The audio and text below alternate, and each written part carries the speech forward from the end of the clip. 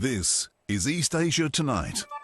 Good evening, I'm Oteli Edwards. Tonight's top stories from East Asia. Japan's new Prime Minister Shigeru Ishiba unveils a mixed cabinet of rivals and allies as he seeks to mend divisions within his ruling LDP ahead of snap elections at the end of this month. A Chinese President Xi Jinping urges caution, warning of a potentially rough patch ahead in a speech marking the founding anniversary of the People's Republic of China.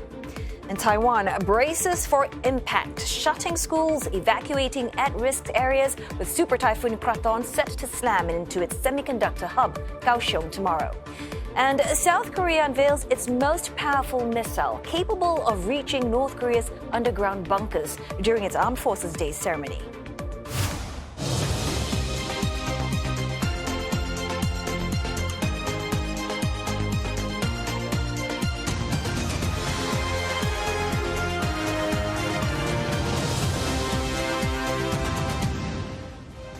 Ahead on East Asia Tonight, we take another dive into the world of China's micro-dramas, a booming $5 billion industry that could disrupt global entertainment.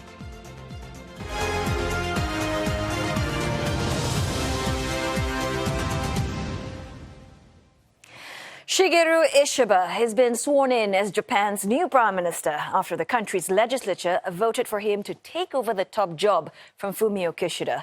Well, Mr. Ishiba has unveiled his new cabinet, naming a mix of rivals and allies to take up the 20 ministerial positions, including close allies Takeshi Iwaya, a former defense chief who will now become foreign minister, and Yoji Muto, a former junior minister who will be in charge of the economy, trade and industry ministry.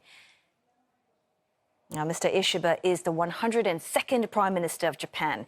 He's joined a list of 64 others, all men who have led the country since 1885. Well, back then, Japan's emperor chose the Prime Minister. But from the post-war constitution of 1947 onwards, Parliament votes in the Prime Minister before the leader is anointed by the emperor. Well, Mr. Ishiba takes over from Fumio Kishida, who took on the job in 2021.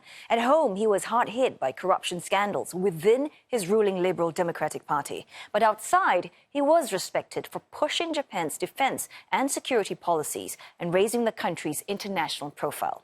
Well, Mr. Kishida took over from Yoshihide Suga, who spent just over a year in office, 384 days to be exact. His team suffered from low approval ratings, widely seen as a result of his government's COVID-19 response. Well, Mr. Suga's predecessor, Shinzo Abe, was Japan's longest-serving prime minister. He spent 8 years in office, first in 2006 and again in 2012 until 2020. Mr. Abe was assassinated in 2022 when he was on the campaign trail. Well, in the years before Mr. Abe's second term, Japan saw a quick succession of prime ministers take and leave office. They include Yoshihiko Noda, Naoto Kan, and Taro Aso, all serving terms of around 1 year. The Liberal Democratic Party has ruled Japan since its founding in 1955, except for a 4-year blip when it lost to the opposition. Critics say the long years of one-party rule and a weak opposition raises questions about the health of Japan's democracy. Well, for more, we are joined now by CNA Mitch Ishida from Tokyo. Mitch, first up, help us understand, how should we assess Mr. Ishiba's choice when it comes to his cabinet members? Yes, well, 4 are actually with a defense background. Prime Minister Ishiba himself was defense minister, and so was Chief Cabinet Secretary Yoshimasa Hayashi. Defense Minister Gen Nakatani was also a member of the Self-Defense Force, and Foreign Minister Takeshi Iwaya was a defense minister. And Mr. Ishiba also appointed former Defense Minister Itsunori Onodera to a key party post of Policy Research Council. This, analysts here say, reflect Mr. Ishiba's commitment to face security threats in the region. As he's been saying, he wants to set up an Asian version of NATO and revise the U.S. Armed Forces Agreement in Japan. And he wants a Japanese base in U.S. territory, not just a huge U.S. presence in Japan. Now, of the 19 cabinet ministers, 13 are appointed to a cabinet post for the first time, indicating a fresh start. Mr. Ishiba did not form his cabinet based on requests from powerful factions. There is no one from the biggest Abe faction. Now, the Abe faction and other factions were behind the slush handling of political funds, which cost the political career of the Kishida cabinet, especially its ministers, and hurt the ruling party's public trust. Now, Katsunobu Kato, former chief cabinet secretary, is finance minister. He was finance ministry bureaucrat and worked with Mr. Shinzo Abe on his Abenomics. Now, Mr. Ishiba wants to succeed his predecessor, Mr. Kishida's economic policy, not Abenomics, which includes a 3 trillion yen tax hike to double defense budget in 5 years for childcare and social welfare. And among the 19 cabinet ministers, 6 were those who supported Mr. Ishiba during the LDP presidential election.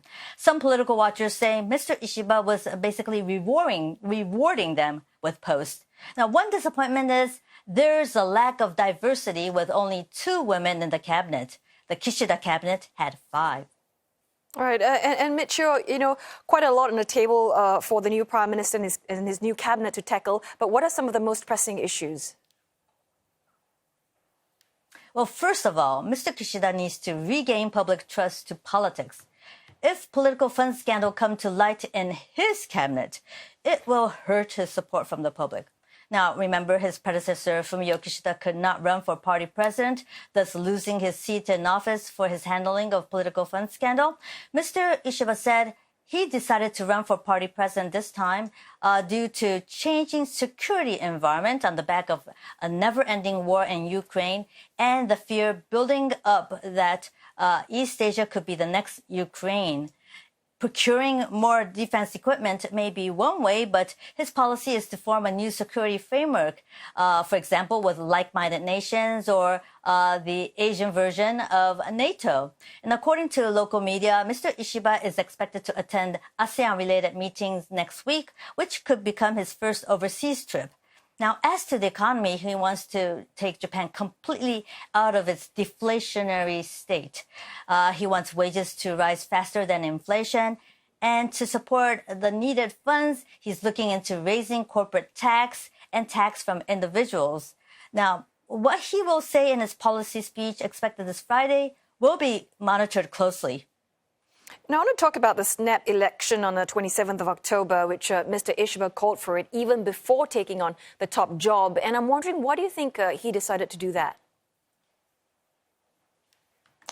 Actually, it's unprecedented. Dissolving cabinet and parliament for snap election is only the right of the prime minister. So opposition parties have been expressing their anger that Mr. Ishiba's gone overboard, announcing to the media before he was even prime minister. And his proposal to hold diet sessions for just 9 days this time is drawing criticism too. Now, opposition parties complained 9 days were too short, especially as they want to form an extra budget to support relief efforts in Noto Peninsula, which is suffering from floods and landslides following the New Year magnitude 7.6 earthquake. Now, from Mr. Ishiba's perspective, 9 days was maximum to dissolve parliament for a snap election. Analysts say Internal Affairs Ministry requires time to prepare for elections, and so do the candidates. And a 12-day campaign period is also needed until election. So 27 October was set as election day.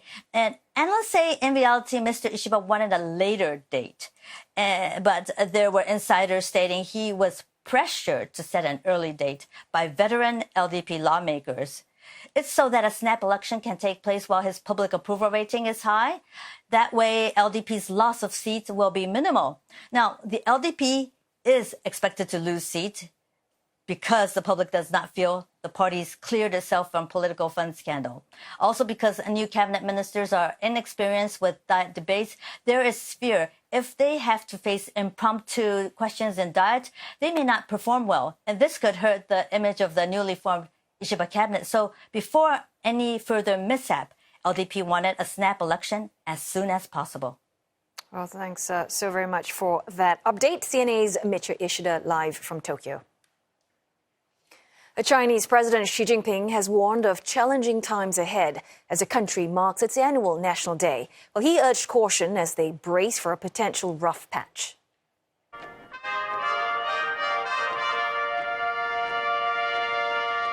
Thousands of spectators gathered at the Tiananmen Square in Beijing to celebrate this milestone. The government rolled out a series of stimulus measures in the days leading up to today's celebrations as it faces an unprecedented economic slowdown and geopolitical uncertainty. Meantime, Singapore's leaders have congratulated President Xi Jinping and Premier Li Qiang on China's 75th anniversary. They also reaffirmed the country's long-time diplomatic relations with China. Well, next year will be the 35th year of diplomatic ties between both sides. In his message, President Tharman Shanmugaratnam says the course for Singapore-China collaboration should continue to be charted. And he also looks forward to enhancing relations with China over the next few decades. In his letter to Premier Li, Prime Minister Lawrence Wong said bilateral cooperation has been mutually beneficial. Singapore is also looking forward to celebrating the 30th anniversary of the Suzhou Industrial Park later this year. PM Wong adds it is another milestone that highlights the long-standing partnership between Singapore and China.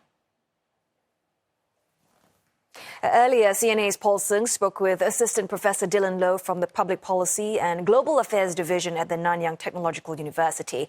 And Professor Low weighed in on the challenges China faced in its rise as a global power. It is not easy because if you look at the history of similar regimes, particularly looking at Soviet Union, the CCP is the only regime that has crossed that mark into its 75th year.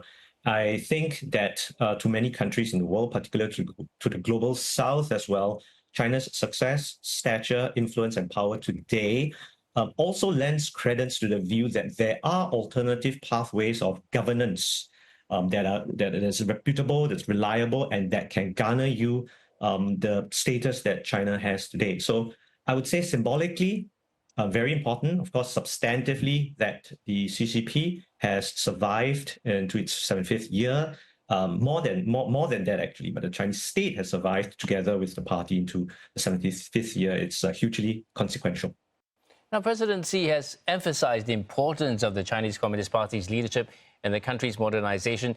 Can you elaborate on the role that the party will play in steering China's future development, especially as it faces new global challenges? Right.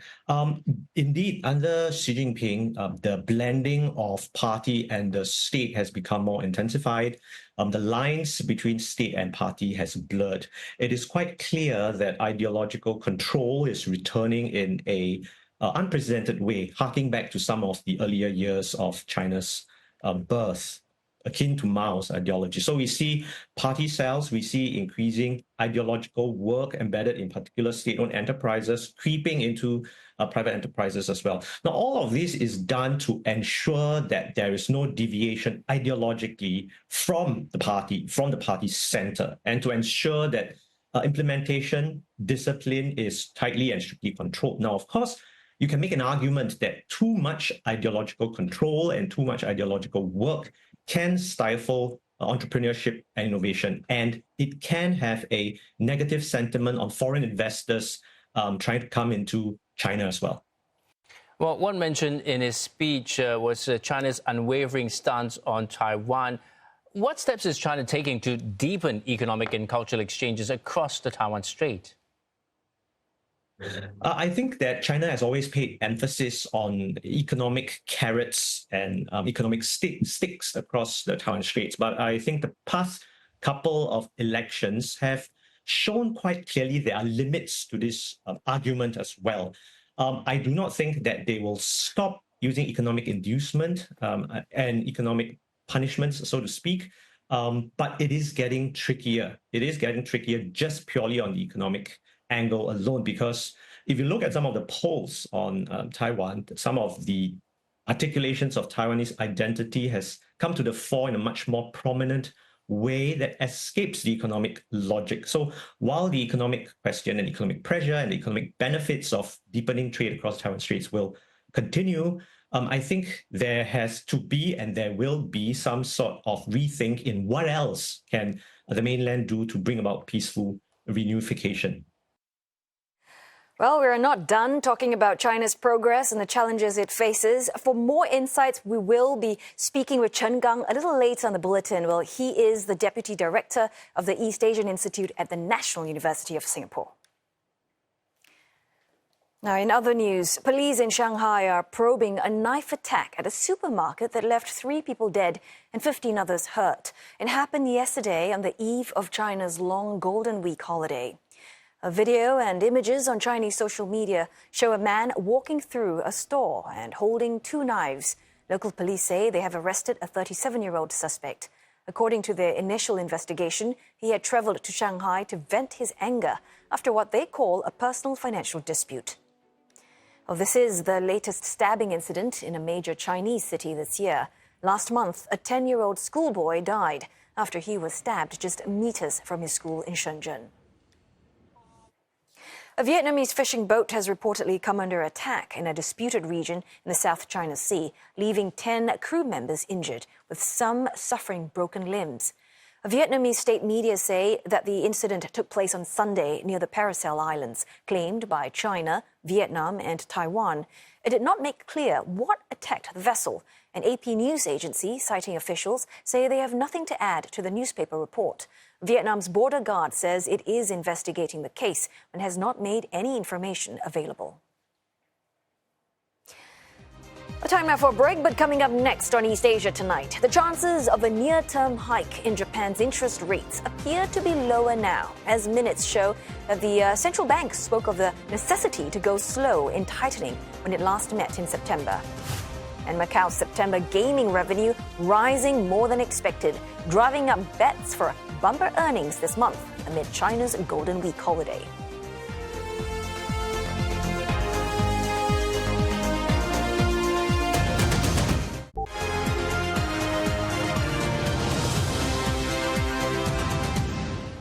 Hello again. I'm glad you're watching East Asia Tonight on the first day of October. Well, standing by now to deliver the latest business news, none other than Roland Lim. And Roland, it seems like Japan will emerge as a big market for mergers and acquisition. What's that all about? That's right, Oteli. One of the big 4 accounting firms is predicting an increase in inbound deals. Japan is emerging as the most important mergers and acquisition market in Asia as the country becomes increasingly attractive for inbound and outbound investment. Now, that's the view of the CEO of Deloitte Asia Pacific. Having long been a low-growth economy, most of Japan's M&A activity centered on outbound deals as local trading houses and corporates seek opportunities abroad. Now, David Hill said the trend is beginning to change as the yen's historic depreciation and government reforms make Japan more appealing to foreign investors. Calling this a big shift, he told Nikkei Asia that rising shareholder activism in Japan is also driving the change, especially the push to unlock value. This is partly a result of reforms by the Tokyo Stock Exchange and the government to improve corporate governance and to pressure firms to raise their capital efficiency metrics. Mr. Hill noted Japan currently boasts the second most active market for shareholder activism. A report by Barclays shows that globally there were a record 147 activist shareholder campaigns in the first half of this year. But the increase was driven by a surge in Japan, where there were 38. Now, that's more than double the 14 in the same period in 2023. Japanese business sentiment was steady in the 3 months to September. That's according to the Bank of Japan's closely watched Tankan survey. It signals the economy remained on track for a moderate recovery. But the survey shows companies remain cautious about the outlook. Service sector firms see business conditions souring over the next 3 months as weak global growth and volatile financial markets cloud the outlook. The Tankan will be among key factors that the BOJ will scrutinize when it next meets on the 30th and 31st of this month. This is when it will decide on interest rates. It will also announce fresh growth and inflation forecasts. Saying on the Japanese central bank, policymakers spoke of the need to go slow in raising interest rates according to a summary of their September meeting. Now, this is lowering the chance of a near-term hike. The summary also showed how the Federal Reserve's delivery of an outsized rate cut last month, a day before the BOJ's meeting, raised concerns about the U.S. economy. Now, one BOJ member was quoted as saying that the central bank needs to pay attention to the potential that the U.S. rate decisions could negatively affect the yen and corporate profits in Japan. At its September meeting, BOJ kept short-term interest rates unchanged at 0.25%. Its governor said that the central bank could afford to spend time observing the impact from global economic uncertainties, signaling it's in no rush to raise borrowing costs further. That meeting came after the BOJ lifted interest rates in late July. The move was widely cited as one of the reasons for a global market meltdown on the 5th of August. US Fed Chairman Jerome Powell dousing hopes for more jumbo rate cuts, giving the growing confidence in the world's #1 economy. He said that the central bank is likely to stick to quarter percentage point cuts. Mr. Powell said the rate-setting Federal Open Market Committee is in no hurry to trim borrowing costs quickly, adding they'll do so when it takes to keep inflation progressing towards that Fed's 2% target while maintaining a low unemployment rate. The U.S. central bank surprised markets last month with a bigger than expected half percentage point cut. This signaled the start of its easing cycle after an aggressive tightening managed to tame inflation to 2.5% in August from a 40-year high of 9.1% in June of 2022. Now, Mr. Powell reiterated that the Fed's baseline for the rest of this year is for 2 quarter percentage point cuts, despite the fast decline in inflation.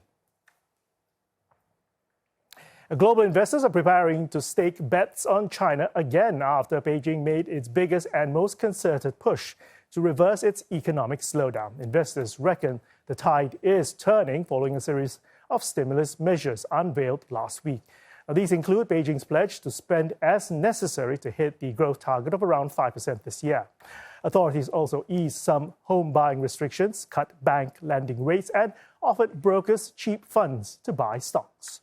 The stimulus blitz fueled a buying frenzy. Chinese stocks had their best daily gain since 2008 on Monday. Investors, including Aberdeen and UK-based Artemis fund managers, said they bought Chinese stocks in the past few days. But some investors caution against expecting more such short-term moves and are waiting for more detailed policy plans. So far this year, global investors have pulled a net $1.4 billion out of Greater Chinese equity funds. Now, the net weekly outflows peaked at $311 million in late July. But the outflows have since moderated to just $11 million last week. Macau's gaming revenues rose 15.5% on year in September, exceeding analysts' forecasts. Now, this is driving up hopes for bumper earnings this month as the world's largest gaming hub gears up to welcome visitors taking advantage of China's Golden Week. Now, gross gaming revenues reached $2.2 billion for September, historically a weak month for Macau. The on-year gains topping the median estimate for a 14.2% increase. Still, the revenue is just 78% of pre-pandemic levels seen back in 2019. Expectations are high for the Golden Week holiday starting today. One analyst noting that advance bookings for hotel rooms were strong, with high rollers making reservations earlier than usual.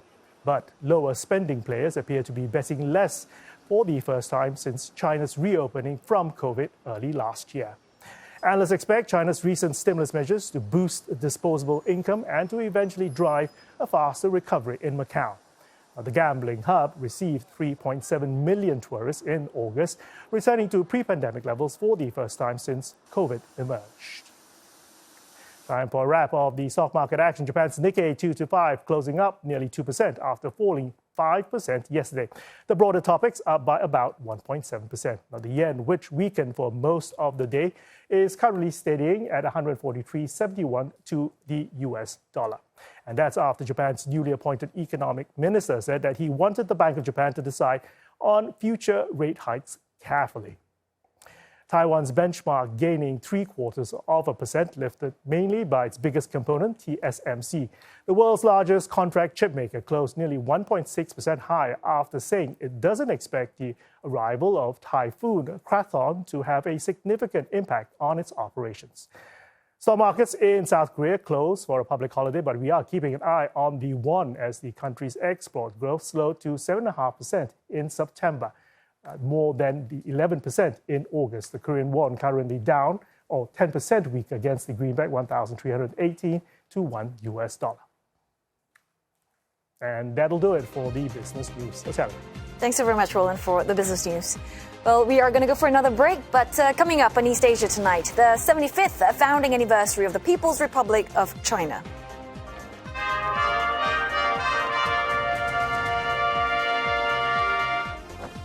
We take a closer look at China's rise and the challenges it now faces with Chen Gang, the Deputy Director and Senior Research Fellow of the East Asian Institute at the National University of Singapore.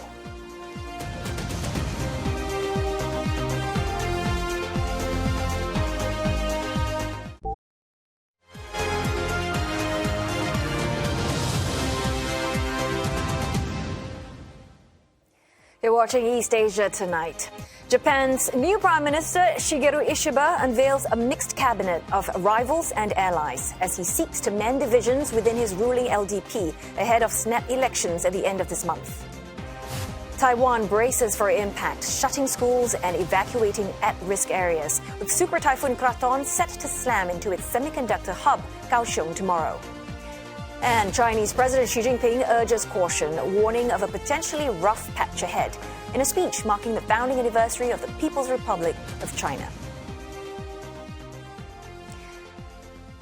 And for more on this, let's speak to Dr. Chen Gang. He is a Deputy Director and Senior Research Fellow at the East Asian Institute, National University of Singapore. Well, thanks very much for joining us this evening, Dr. Chen Gang.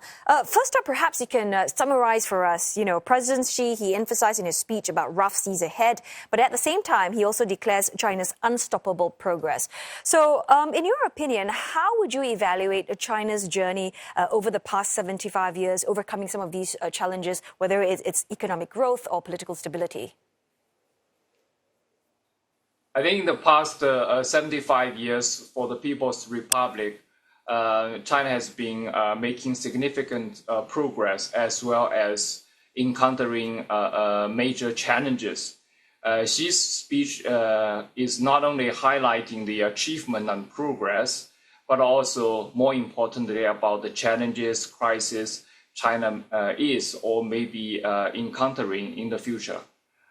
In the past 75 years, we see China's economy has been soaring, which became a miracle for the global economic history. But also we can see that China has also been encountering a major crisis or even political instability in 1989 or 1976. And there are also other external and internal crises for the Communist Party. So I do see that for the past 75 years, it has been both positive and to some extent a challenging situation for the ruling party. So, Dr. Chen Gang, speaking of economic growth, we know that China's stock markets, that has recently surged, and there are efforts to bolster the real estate sector, for instance. But how sustainable do you think are these growth measures? And does it indicate that perhaps China is back on track to becoming the global economic powerhouse that it aims to be? Yeah, I think at the moment, the biggest challenge for the ruling Communist Party is from the economic side. We see that China's economic growth has been slowing down significantly. And also the government is facing serious local debt problems, property market downturn, as well as serious youth unemployment problems. So to handle all these problems is not easy, and the government is trying to launch a large-scale stimulus, both monetary and fiscal policies to boost the confidence and the economy. And I think it's still too early to see that whether this kind of large-scale and abrupt economic stimulus plan would work for the world's second largest economy. And on the BRI, the Belt and Road Initiative, well, that has been a cornerstone of China's global influence. But, we talked about growing concerns about debt diplomacy and underperformance in several partner countries. Do you think then that the BRI is still the success that Beijing hoped that it would be? I think the same theory applies to the BRI project. It has made achievement as well as encountering serious difficulties and challenges over the past 11 years. Last year, Beijing just celebrated the 10th anniversary of the BRI. Xi Jinping not only mentioned the achievement, but also the necessary changes that needs to be made about BRI projects, including the transformation of many massive projects into small but beautiful projects along the routes. So we can see that China is adjusting its BRI policies as well to meet the new situation. And Dr. Chen Gang, I just want to bring us back to President Xi's speech, where he highlighted the idea of national rejuvenation, including territories like Hong Kong and like Macau. I'm wondering, how do you interpret this particular concept, and what are the specific areas of China's development that still require attention to achieve its goal?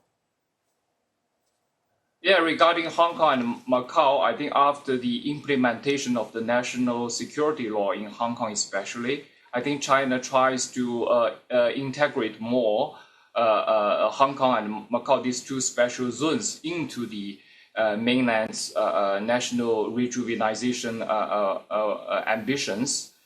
So they are also part of the Greater Bay Area construction. And I think these days it's more about the identity reconstruction in Hong Kong and Macau. Beijing wants the people there to identify them more as Chinese rather than Hong Kong or Macau people. And speaking of, Taiwan and reunification, obviously that was another key emphasis from President Xi's speech. But Taiwan, we can see it's, increasingly becoming integrated with the global economy. It's also gaining international support. I'm not sure if it's a fair question to ask you, Dr. Chen Gang, but considering how China likes to plan things long term, when do you see this reunification realistically happening? Basically, I think the reunification timeline should be maybe 100 years of the People's Republic. So now this year is 75 years. So we can see actually it's already 3/4 and only 25% left before China reaches the centennial goal of the great rejuvenization, including the reunification, I think. Because currently Taiwan is the only place that is still outside China's PRC's jurisdiction. So I do think that Beijing has included this kind of reunification into its centennial goals. Very interesting, Dr. Chen Gang. And I want to talk also about relations with Japan and South Korea. We know that their relations remain fragile, with rising nationalism in all these countries. But do you see any scope for a more cooperative relationship? Or, is the competition in areas like tech and territorial disputes going to define their interactions in the future? Yeah, despite the tensions between China and many of its neighbors, especially Japan and South Korea, I do see that there's a kind of improvement in the relationship between China and many of its neighbors, especially Japan and South Korea. Because economically, I think China is still dependent upon its neighbors for the high technology, for the investment, and also for the export and import. I think secondly, I think China wants to speed up the regional economic integration with other East Asian powers. If we look at Northeast Asia, actually there's no such free trade agreement among the three major economies.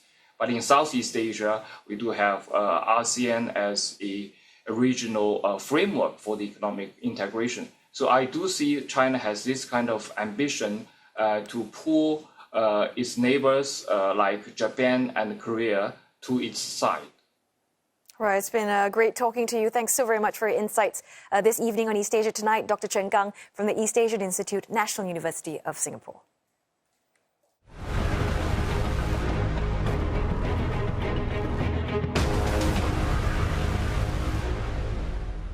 Taiwan has shut schools and evacuated thousands of at-risk residents as Super Typhoon Krathon makes its approach.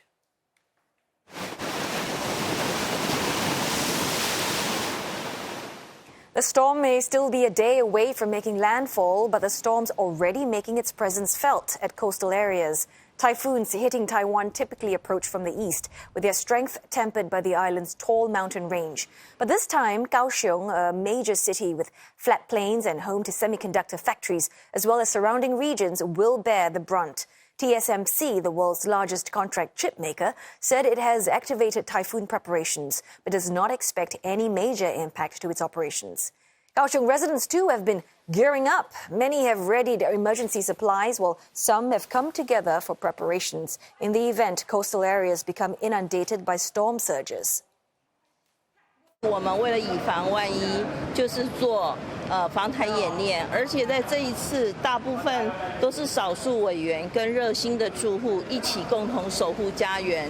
那我们考虑到说，可能水来的时候，它可能只有几分钟的因应时间，所以呢，我们今天特别做防台演练。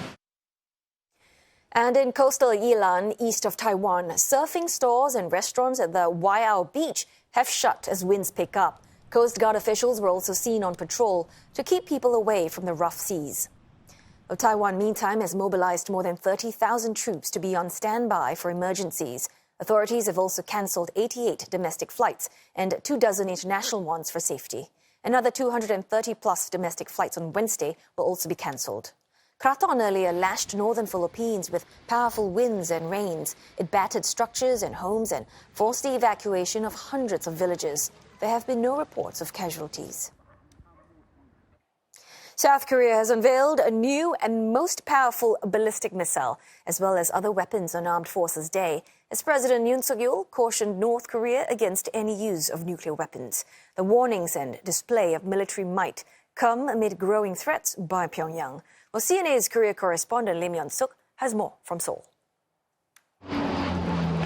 Military equipment and weapons systems on display at a military airport near capital Seoul.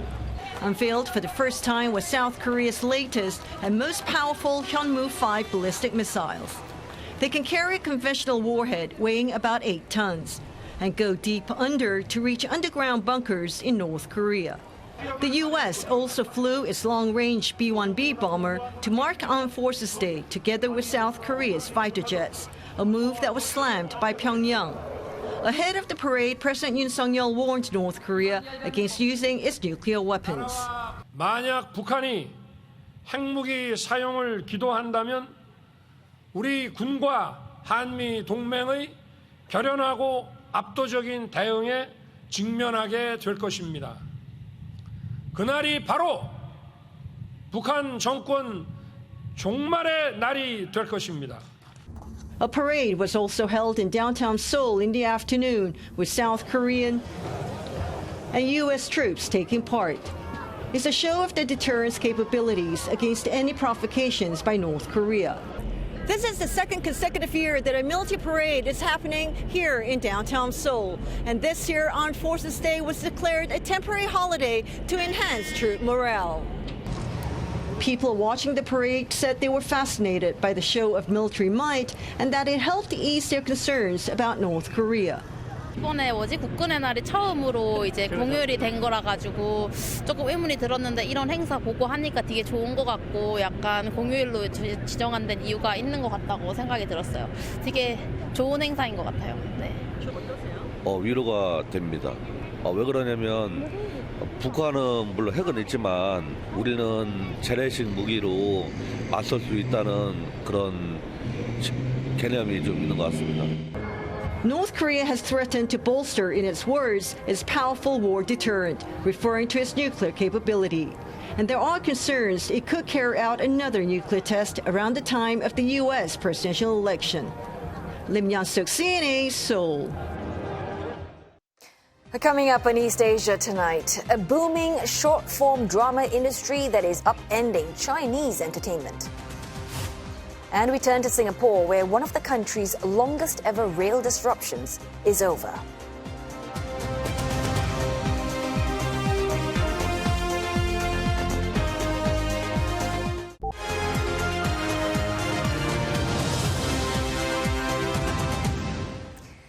Hello there. You are watching East Asia Tonight here on CNA, and we're turning our focus to a story we've been tracking here in Singapore, a days-long train service disruption. Well, services are now up and running between Jurong East and Buona Vista MRT stations. And for more, let's bring in CNA's Rachel Ting, joining us live from Buona Vista. Rachel, perhaps you can summarize for us the situation now at where you are? Hi, Oteli. Well, my crew and I have been at Buona Vista Station for the past couple of hours, and what we've seen here is that the crowd has been moving along smoothly. There has been no human traffic congestions, and the trains have also been operating as per normal. While earlier in the day, my fellow reporter has seen SMRT staff up on the platforms, guiding the people along to where they want to go and answering any of their questions. We do not see any more of these staff around as we approach the second peak hour of the day. Well, there doesn't seem to be any confusion on the commuters' end. So I also spoke to some of the commuters, some of which are taking their first day of N-level examinations today. So let's hear what some of them have to say. I think it's a lot better that now that the trains have been resuming, I can wake up slightly later, because I was a little bit worried that I would have to wake up a lot earlier for my exams for the in the morning, because it's very annoying to have to wake up around about 30 minutes earlier in the morning at around 5:20 or something like that, to just so that I can reach school on time. I actually was very impressed in the sense, at Jurong East, we had a lot of people redirecting us to buses and stuff, so they would point us to the right bus at the right location. They're very proactive in that sense. I think SMRT did a good job in navigating around it. But yeah, it's not an ideal case, but they did a very good job. Oh, it's really nerve-wracking when you have to sit for an exam and the train is broken down. But so glad the services have resumed, Rachel. But is everything back to normal? Yes, Oteli, the trains have been operating as per normal, although the ones going from Buona Vista to Jurong East are moving at a slower pace of about 40 kilometers per hour. And this will be the case for the next 3 days until Thursday. SMRT says that this is part of the standard protocol it does when it replaces any of its rails.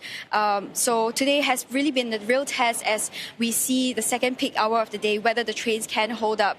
SMRT had been conducting more safety checks over the weekend by filling the trains up with sandbags to ensure that they can take a full load during the peak hour seasons.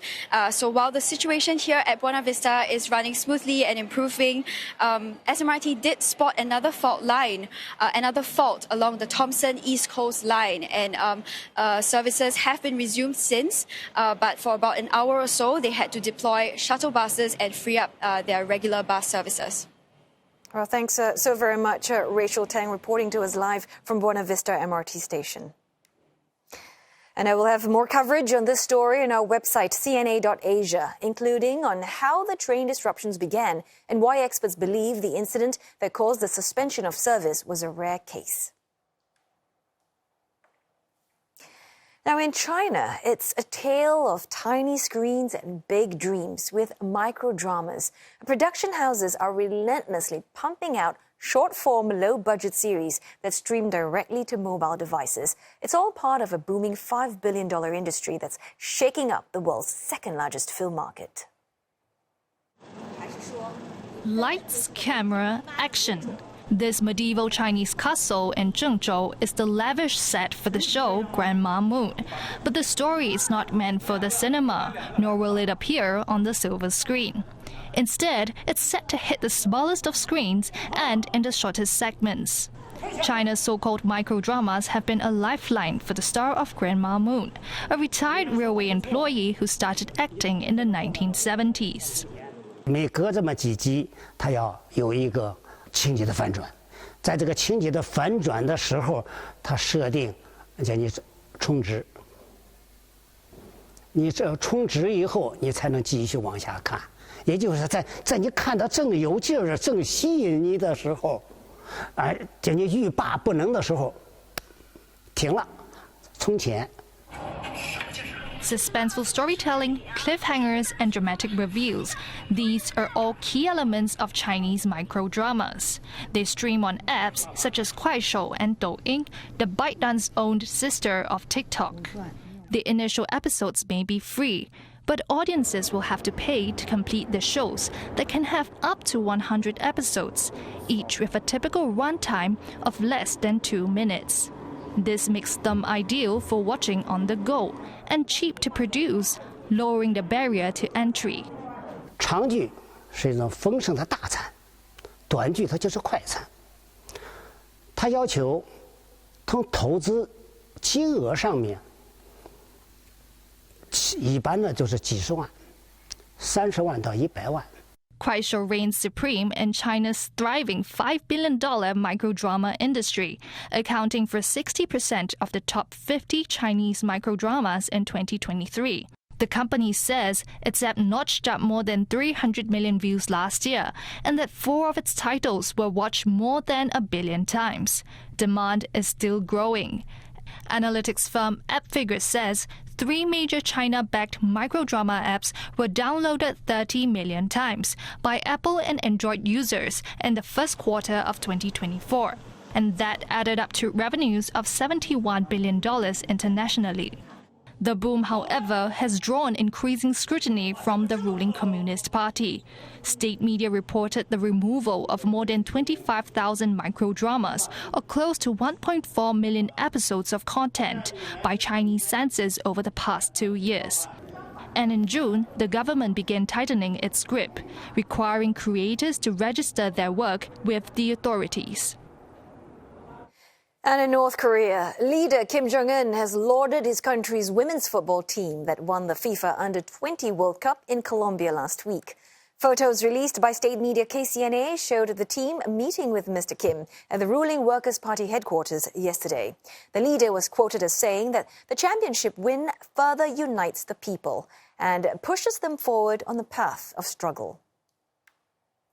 Well, North Korea won 1-0 against Japan in the finals, joining Germany and the US as the only countries to become 3-time champions of the tournament. North Korea defeated the top-ranked United States in the semi-finals after handily beating fan favorites, including the Netherlands and Brazil, in the earlier stages. And that wraps up Tuesday's edition of East Asia Tonight. Don't forget your headlines anytime at cna.asia, and you can always find us on Facebook, YouTube, and on X. Thanks for your company.